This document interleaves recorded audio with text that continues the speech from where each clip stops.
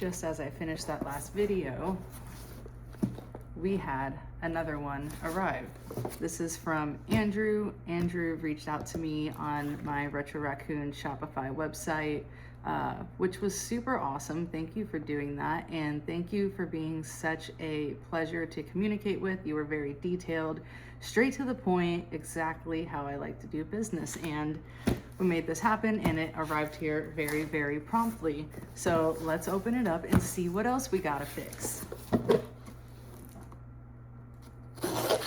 I made my Xbox gamer tag when I got my Series X Mrs. Fix-It. I thought that was very suiting.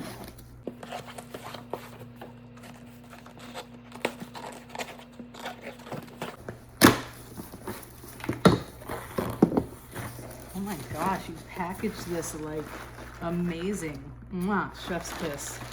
Amazing, amazing, amazing. Okay, and you did complete everything, and so far this looks clean. Thank you, Andrew. We really do appreciate a clean gentleman. I'm very grateful. Awesome, so this looks good, and allegedly this isn't working, so I guess it's our job to find out why, right?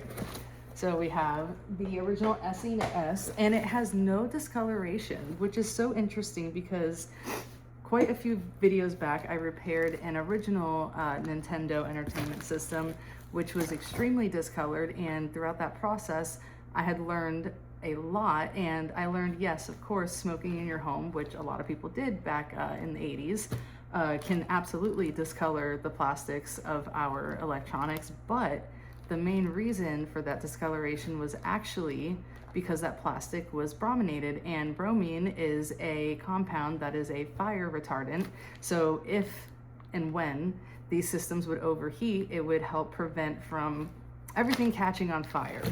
So I don't know what this one had been doing and why this one's so different, but that definitely prompts a future video.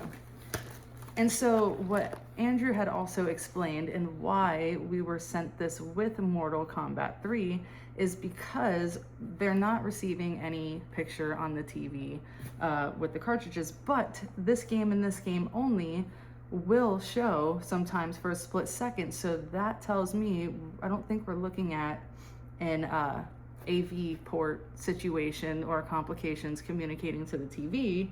I think we're looking at a cartridge reading issue, which again, in my previous video with the NES, that's why we weren't getting any visuals or sound on the TV, was because it wasn't properly reading the cartridge.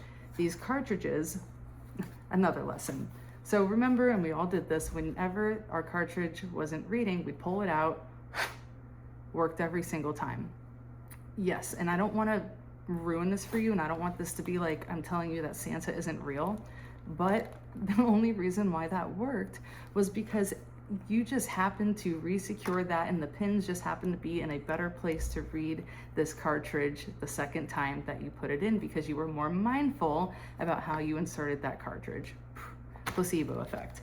But anyways, this is the tester because this is the only one that they could get to actually communicate and show any sort of visuals on the TV. So appreciate you sending this.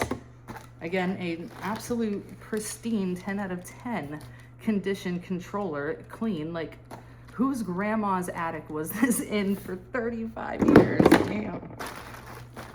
Not a speck of dust. Brand new cables. Andrew, sick. All right, that looks wonderful. I will get to this week. I will obviously keep you posted along this process with videos for you and whoever the else wants to enjoy this. Bunch of nerds, but see you next time.